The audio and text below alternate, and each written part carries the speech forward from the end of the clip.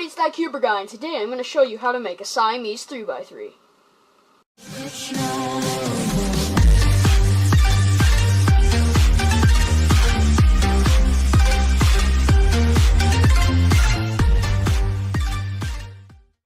So I have two Rubik's brands here, and I mean, they're not the same, like, kind of cube, because I don't have two, like, original Rubik's cubes laying around, and I don't have two Rubik's speed cubes laying around, but I have these two together, so I'm just going to put these together because I really want to get rid of them. And most of you noticed that in my algorithms video, I was using a Rubik's this Rubik's Speed Cube brand because I had lost all my other speed cubes. Like, I had lost the couple that I had because I'm just getting started speed cubing, so you guys get to join me on my journey, but I had lost my speed cubes, and so I just had this laying around. So I decided to use it because it can work. So let's get into the modification. So the first thing you're going to want to do is just take out these three pieces right here.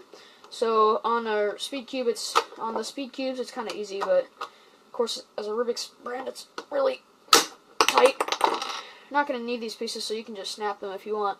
But we're just going to pull them out. Of course, the weird Rubik's speed cube mechanism. But we don't need these, so just toss those aside.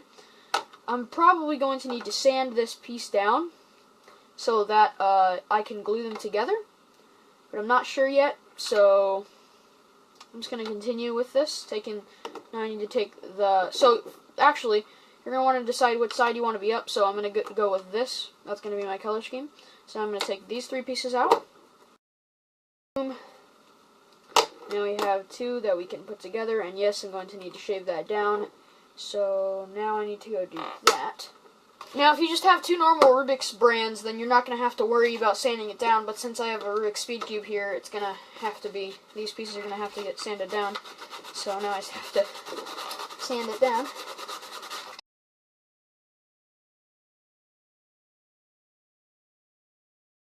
Should go much faster if I had a belt sander, but I do not own a belt sander, so it's all going to have to be hand sanded, and that's the sucky part about it.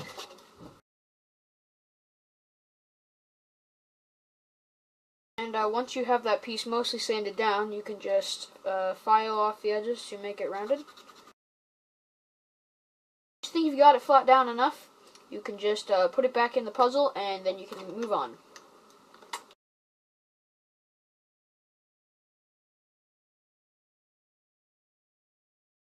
Now that's good. Now I did sand a little bit off too much right here, as you can see.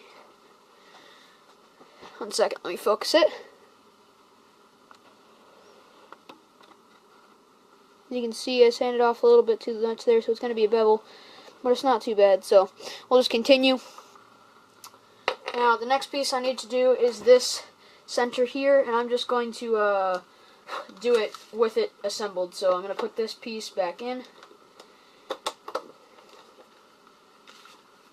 and then get to work.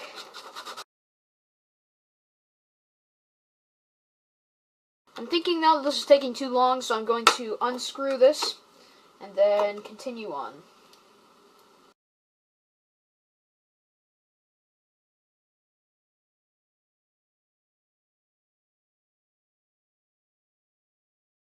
Okay, now that that's sanded, we can just file it down again.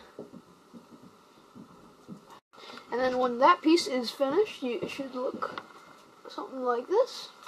And now, all you have to do is do it to this whole row. So now I'll do that. So now that that's done, you can see that the insides of the, oops, sorry, not zoom, focus.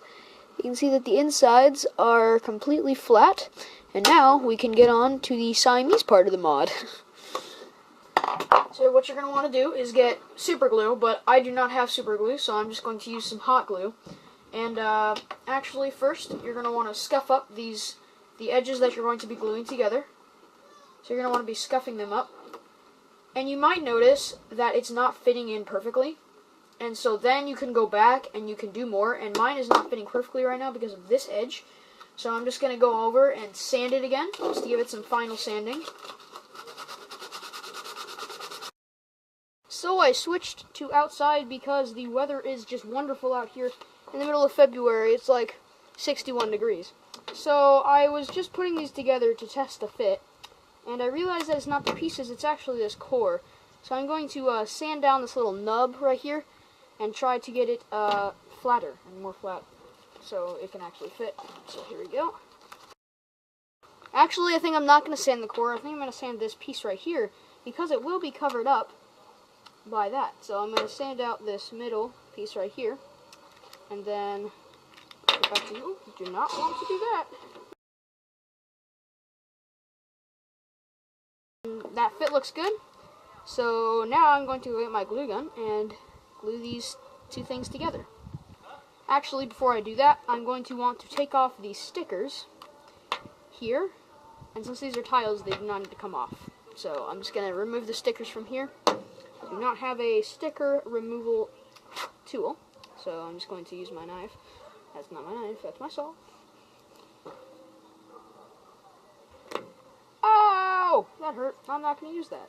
I'm going to use a more blunt part of this. There, now that that is removed, I can glue these together, and I think before I do that, actually, I'm going to sand that down a little bit more because it's still not fitting as precisely as I would like it to. Alrighty, I think that's good. So now I'm going to go get my glue gun and get some glue on these pieces. Alrighty, so we got our glue here. Just get it off here. Now, here we go. You're going to want to make sure that you're only gluing this side and not this. Before we do this, before we glue these two things together, we're going to actually glue some pieces together. We're going to glue these three and these three. Put a little bit of glue inside of them.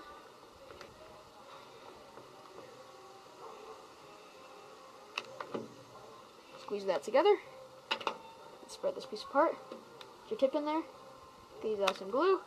Squeeze it together. Make sure that there's not a crap ton of strings everywhere, because that is not fun. And now that that's hardened, we can go on to this side. Spread it all apart. Put the glue in. Squeeze. Well, you can always put more in. It's caused by oxidative. There's quite a bit in there because there was some in there and some in 2 other bottles that I just poured in there. Now that's done, so we can move on to the next one. Again, we're gluing these 3 pieces and these 3 pieces. I also think that since this one is so tight, we probably don't need to do it. So now, we're going to get our pieces, or our Rubik's Cubes, right here. Line them up, make sure that they're correct. And then quickly, we're going to put 2 big globs here and then just connect them with a line. So you're going to do this, connect it with a line, just like that. And then you can take your 2 cubes, moment of truth, and stick them together. And you're going to want to turn this side and this side right here to make sure that they're not sticking.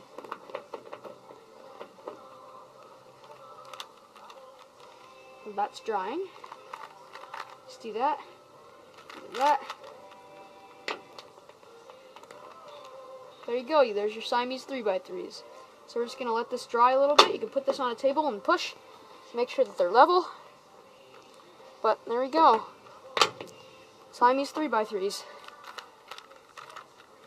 This is especially a fun mod because then you can do this cool move right here where you can like that thing. Oh, we're falling apart a little bit. Yep. Probably should not have moved it as soon as I did. But I'm going to do it again. This time I'm going to make sure that I don't start moving it as quickly as I did, because then your glue dries and it's not dried correctly. So we're just going to do that again and get the glue off from both sides. Line it up. You can actually take your sandpaper and scuff up the sides to make sure that the glue will stick a little bit better, so you can scuff up this side too.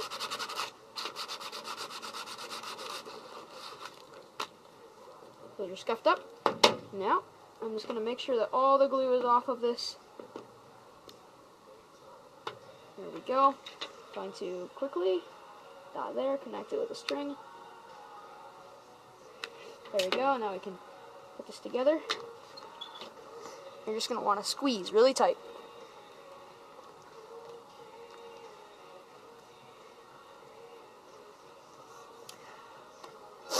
I'm just going to let this sit here and let this dry, and then I'll get back to you when it is completely dried. So guys, here is the Siamese 3x3 final product. Now, it's really not a hard puzzle to solve, but it is kind of difficult because all you can do is R, lowercase r, and U. You cannot do F, because these layers are locked together, and you cannot do B, and you cannot do L. I mean, you can kind of do L, but it's just moving the right layer. And you can't do down. I don't know if somebody has ever made a fully functional 3x3 that can split through the center here. That would be amazing, or split through these layers. That would be so cool. But I don't believe anybody has done it. Correct me if I'm wrong, but that is the Siamese 3x3. I probably will be making a tutorial on how to solve this cube, because it's not really that difficult. Basically, you just solve one cube, and then you solve the other, and then it's solved. But it's not perfect because it's two different cubes, but I guess it's kind of like a staircase, like Rubik's upgraded from this cube to this cube, which I guess would be from like this one to this one. And I'm thinking next, I'm ordering some guanlongs so that I can make like either a 5-way one where there's one on each corner, Siamese cube, or one that's just a big long connection, in which case the middle cube would not be functional at all, I don't believe, but it would just look really cool. The end two cubes would be. But I am also thinking of making a Siamese 2x2, and maybe a Siamese 1x1, because totally functional. It's going to be such a hard puzzle. But anyway, guys, thank you so much for watching. If you like this video, make sure to hit that subscribe button, and also like this video. If you want to be notified whenever I upload a video, click that bell icon right next to my name, and you will get notified every time I upload a video. Well, anyway, guys, I'll see you in the next video.